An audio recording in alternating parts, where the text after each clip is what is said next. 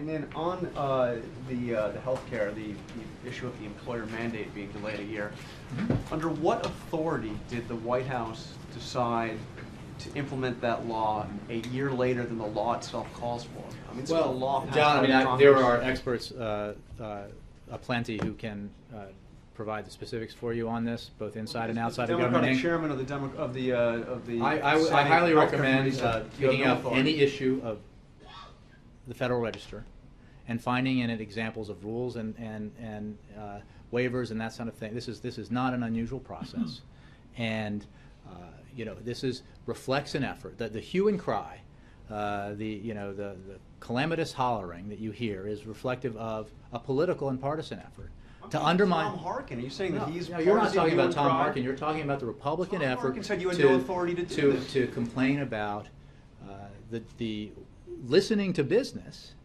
to postpone a deadline that affects 4% of businesses with 50 or more employees, when they've done everything they can to undermine the law from day one. They don't want to see it implemented. They've made that clear.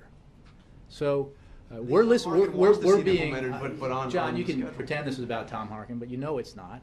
And the fact is, we have demonstrated since the passage of the Affordable Care Act that we will make improvements where those improvements make sense.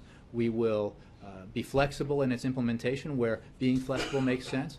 I mean, everybody recently, to their credit, who's written about this has noted the comparison here to the passage of Medicare Part D, which was an initiative, a top priority of President George W. Bush when it came to domestic policy.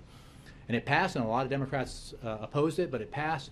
And Democrats did not, once it passed, engaged in efforts to undermine it every step of the way. Instead, once it became law, engaged in an effort to make sure that the American people, the people they represented, enjoyed the benefits of the law.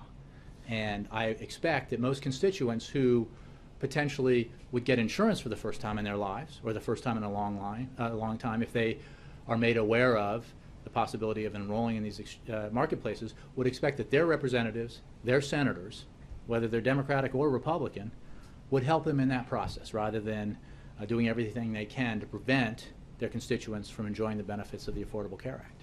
What do you say to the Republicans that did say on the issue of immigration that if the White House can simply decide to delay implementation of certain aspects of bills that pass, that you'll delay implementation of the border security? People who suggest that there's anything unusual about the delaying of a deadline in the implementation of a complex and comprehensive law are deliberately sticking their heads in the sand or just willfully ignorant about past precedent. It's just not.